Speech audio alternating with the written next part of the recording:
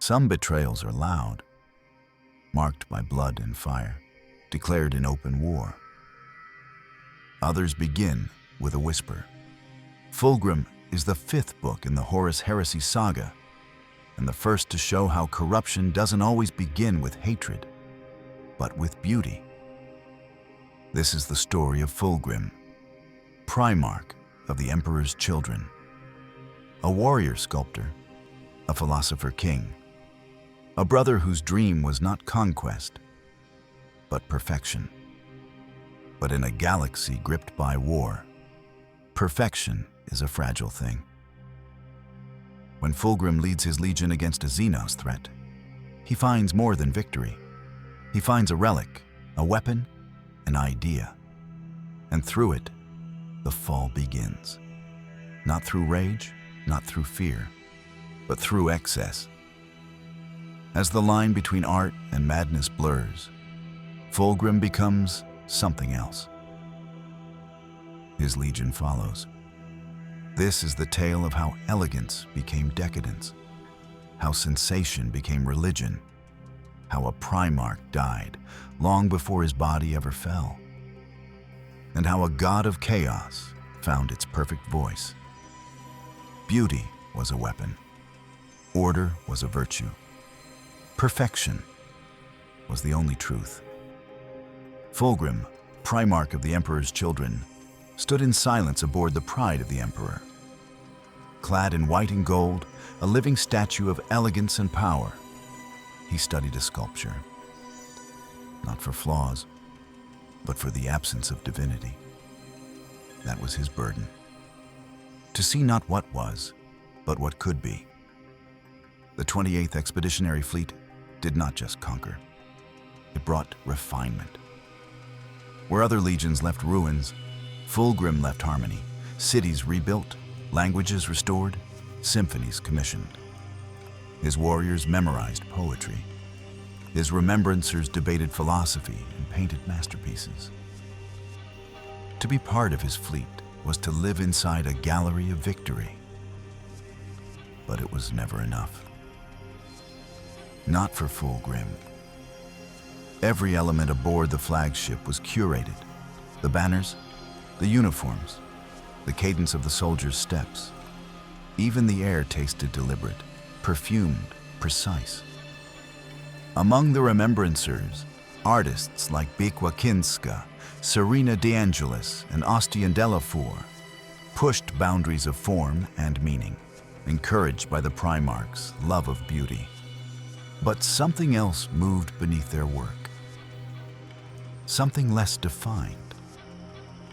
Something hungrier. Fulgrim smiled often, but he rarely laughed. Excellence left no room for indulgence or weakness. But in his eyes, something flickered. A shadow. The seed of something that would soon grow far beyond his control. The Lair were not like other Xenos. Fulgrim led from the front. Clad in ivory and gold, blade in hand, he waded into the heart of the Lairan sanctums, cutting through alien flesh with balletic precision. Where others would see butchery, his warriors saw art. They pushed deeper, beneath the cities, into the hive caverns, into chambers of silk and nerve and glass. And there, in the shrine at the world's core, Fulgrim found it. A blade, curved, dark, almost whispering. He lifted it from its pedestal. It felt right. The war was won. The Xenos were wiped out. The planet was taken. But none who left Lairan were the same. The remembrancers painted stranger things, sculpted with fevered hands. The apothecaries noticed minor physical anomalies, heightened sensation, sharpened emotions. The change was subtle. At first, and Fulgrim, he began to dream. Of sound that made light, of shapes that tasted like joy, of perfection, not achieved, but given. And the blade never left his side. Fulgrim returned a hero, but something had followed him back from Laren. Not a physical infection, something deeper. He still smiled, still spoke with eloquence, still praised his sons with grace and precision. But his eyes lingered longer on reflection. His touch rested a moment too long on the hilt of the alien blade, now permanently at his hip. His voice was silk, but it no longer reassured. He pushed harder. Training intensified. Expectations rose. The Legion was elite. He would make them divine. Errors were no longer corrected. They were punished. Deviations were not lessons. They were failures. Some noticed. Julius Caesoron, Eidolon, Lucius, all elite captains, followed without question, but others hesitated. Some whispered. None resisted. Below decks, Fabius began his work. Laren biomatter, studied in secret, organs dissected, tissues grafted. He spoke of improvement, of overcoming biological limitations. But his experiments walked the line between science and heresy. He did not ask Fulgrim for permission. He didn't need to. The Primarch no longer asked questions. He simply nodded. And deeper within the pride of the Emperor, something awoke. It pulsed with music only Fulgrim could hear, and whispered in a voice only he could feel. The pride of the Emperor no longer sailed like a warship. It drifted like a temple. Galleries expanded, music echoed through marble corridors. Statues emerged from walls uncommissioned, unfinished, grotesque. The remembrancers, once artists, now worked like acolytes, fevered, wild-eyed, sleepless.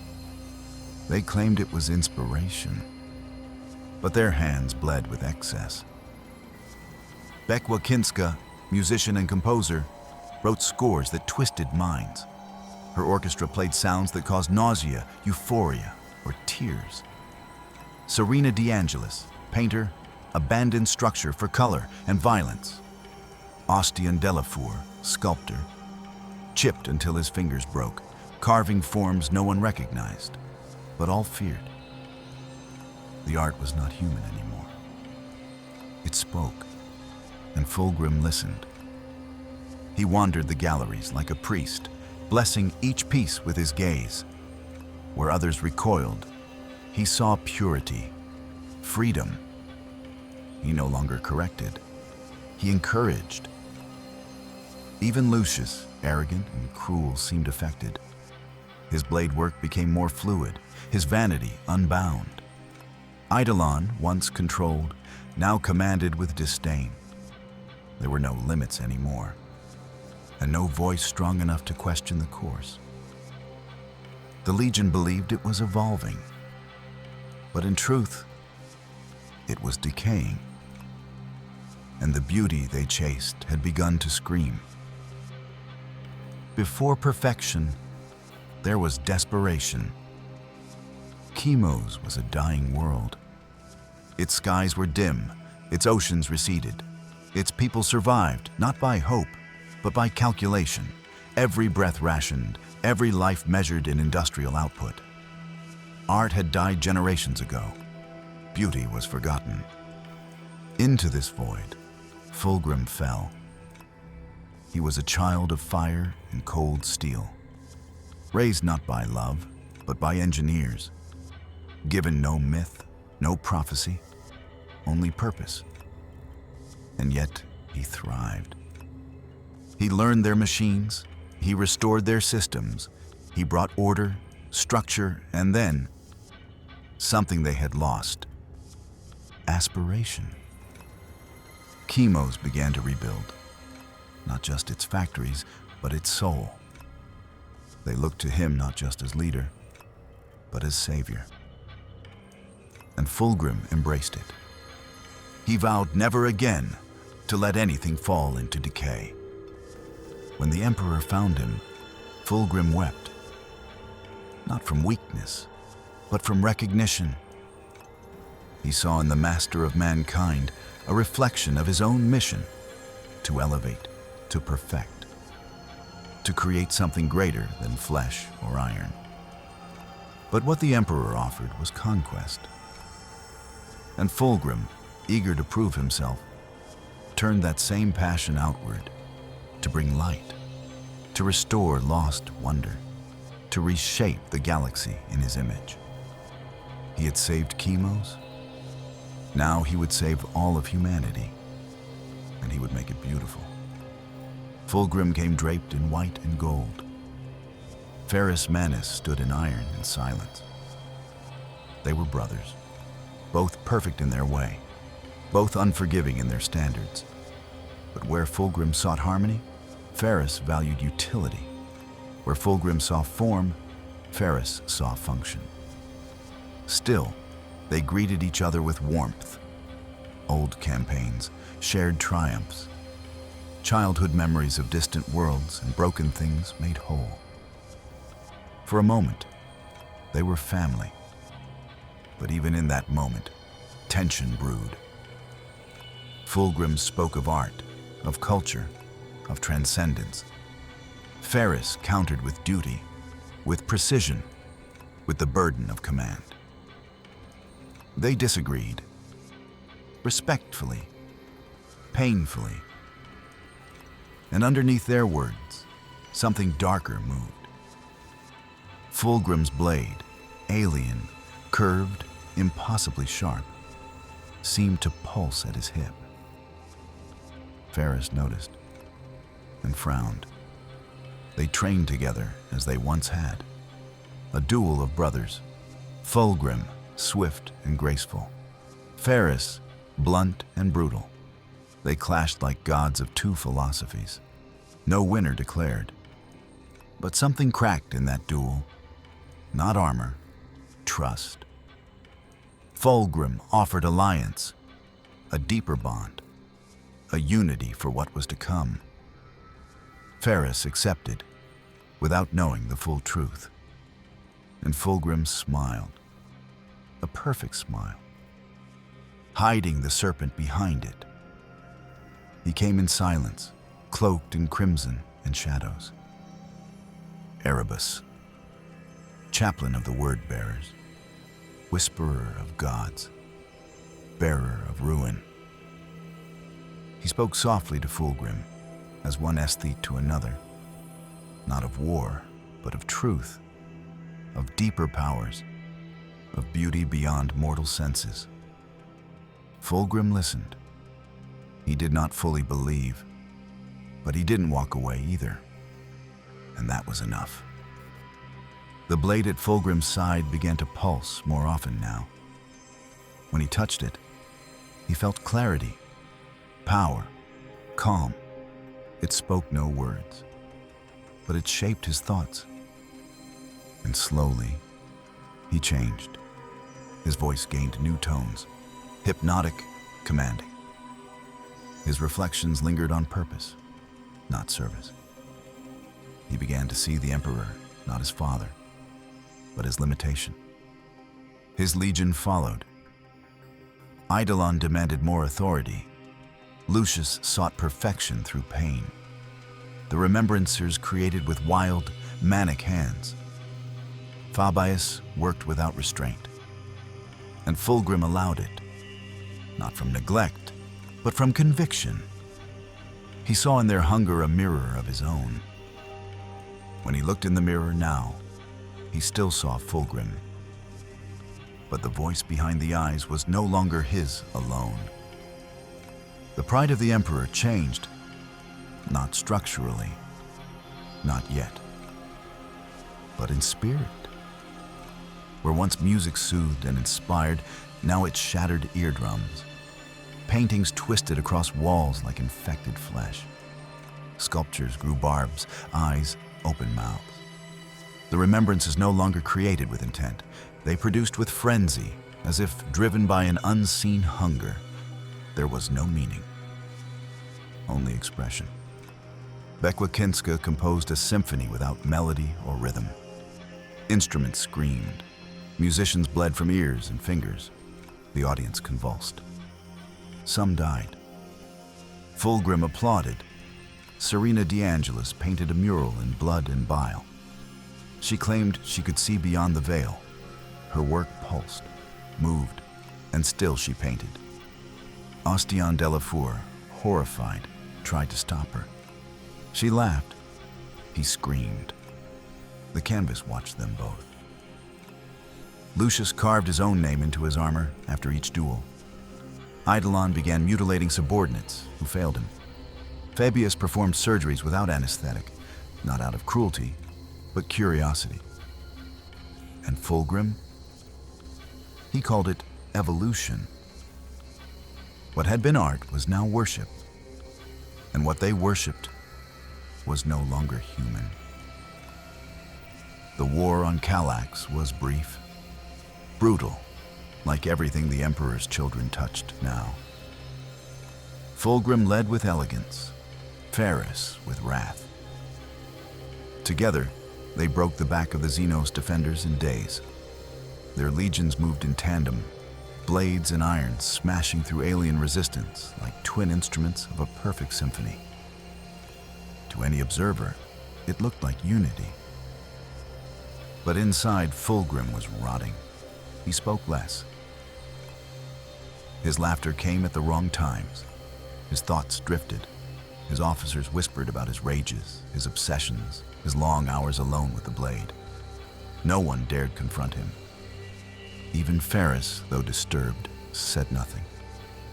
He still believed, still hoped. In secret, Fabius expanded his work.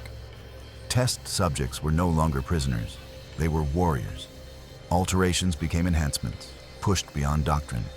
Muscles layered over nerves, pain thresholds erased. Humanity carved away like excess marble. The Legion was becoming something else. And Fulgrim allowed it. Encouraged it. On Kallax, the final blow fell. Fulgrim and Ferris stood over the broken ruins, blood on their blades. They clasped arms. But only one of them meant it, because in Fulgrim's hand, the sword pulsed with hunger, and the voice whispered, "Soon." The masks fell, and no one tried to put them back on. The Emperor's children, once paragons of poise and precision, now marched like performers, reveling in spectacle. Their armor gleamed, but dripped with indulgence. Their banners no longer bore imperial sigils, but personal emblems, each more ornate than the last. Fulgrim did not stop them. He celebrated them. Lucius grew obsessed with his own reflection. He painted his scars in gold, challenged his own brothers to duels, only to mark their deaths with delicate cuts along his gauntlets. His kills became trophies, his ego untouchable. Eidolon, once reserved, now demanded reverence. He screamed orders that had to be obeyed instantly or punished with lethal force. He began subjecting himself to surgical augmentation, not for utility, but for power. And Fabius? He had gone further than any would dare admit. His creations no longer wore ranks. They wore chains, and they obeyed. The Legion spoke of excellence, but they no longer remembered what that meant. Fulgrim walked among them like a god prince, silent, radiant, empty. The man who once sought to uplift now fed on dissent. And in the dark corners of the ship, they began to worship him.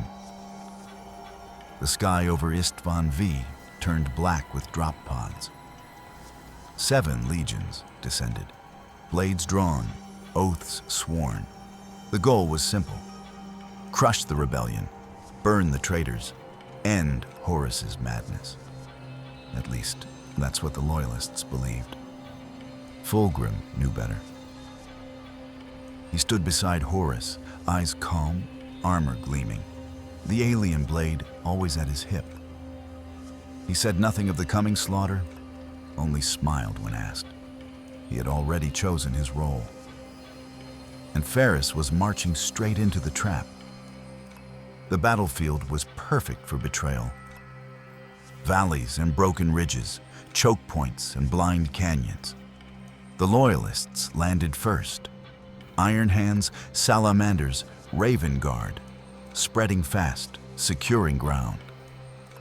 The traitor legions arrived in support. Emperor's children, Death Guard, World Eaters, Sons of Horus. They landed behind them and waited. Fulgrim's legion held their formation flawlessly. No hesitation, no sign of what was coming. But in their Vox channels, they were already celebrating. Eidolon whispered of glory. Lucius sharpened his blades. Fabius prepared the next phase. And Fulgrim, he polished his sword, waiting for the moment when the first shot would be fired, and the brotherhood of Primarchs would end in blood. The signal was given, and the massacre began. The 4 traitor legions turned as one. Their guns opened fire into the backs of the Loyalists. Thousands fell in seconds. Vox channels flooded with screams.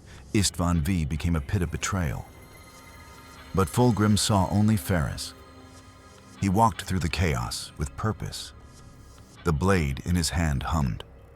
His eyes never left his brother. Ferrus met him at the center of the storm. He did not hesitate. Their duel was cataclysmic. Metal clashed with fury. Fulgrim's speed against Ferrus's strength. Words meant nothing now. They had already been said. This was the final truth, written in steel and blood. They had once built wonders together. Now, they tried to destroy each other. Ferrus landed blow after blow, cracking armor, denting gold. Fulgrim bled, but the pain only sharpened him. His sword, ancient, alien, alive, began to guide his hand. And then, it spoke. It whispered promises. Perfection, glory, eternity. Fulgrim screamed, not in rage, in ecstasy. And he struck. The blade cut through Ferrus's defense, through his chest, through his heart, through their bond. Ferrus Manus fell, his head severed, his body still, his legacy shattered.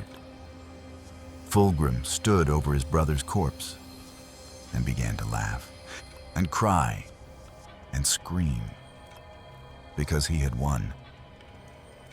And in doing so, he was lost. Ferrus Manus was dead. His body lay still, broken beneath the black skies of Istvan V. His head severed, his heart silenced. And Fulgrim, blood slick and radiant, stood above him, motionless. The battlefield faded around him. Gunfire dimmed, voices blurred. Only the sword remained, only the whisper. It no longer whispered. It spoke, clear, commanding, intimate. It told him that he was glorious, that Ferrus had been necessary, that this death, this moment, was the birth of something greater. Fulgrim trembled. He tried to drop the blade. He couldn't. It clung to him like a limb, a hunger, a lover. And then it entered him. Not with a scream, but with a sigh. The thing inside the sword, dormant, waiting, rose like tidewater and poured into his mind. Fulgrim reeled. He resisted. His will, strong and noble, pushed back. For a second, he saw again. Remembered Kamos, the Emperor, Ferrus. He screamed. But it was not a battle. It was a replacement. The demon uncoiled inside him like smoke through glass. Fulgrim did not die. He was trapped, buried deep within his own body, alive, watching. And through his eyes, something else looked out, smiling, perfect, monstrous. The transformation was complete. The Emperor's children were no longer a legion of warriors. They had become disciples of sensation. Every sense, sight, sound, pain, pleasure, was pushed beyond mortal boundaries. They didn't just fight. They performed. And the battlefield became their stage. In the depths of the pride of the Emperor, Fabius toiled without restraint. His flesh crafters built abominations, spliced from gene seed and blasphemy. He called them refinements. Some survived. One of them was Marius Virosian. Once a captain, now something else. His body was altered, his nerves restructured, his mind expanded. Where others heard noise, he heard music. Where others recoiled in pain, he trembled in ecstasy. Fabius gave him a gift, a sonic weapon that screamed with amplified madness. When Virosian first unleashed it, it tore through ranks of enemies and allies. And he smiled. The first noise marine had been born. Elsewhere, the remembrancers still painted, still composed, but now with blood and bone. Keening choirs filled the ship's cathedral decks. Some marines transformed themselves into living instruments. And Fulgrim, what wore Fulgrim, watched it all with quiet joy, not as a father, but as a god.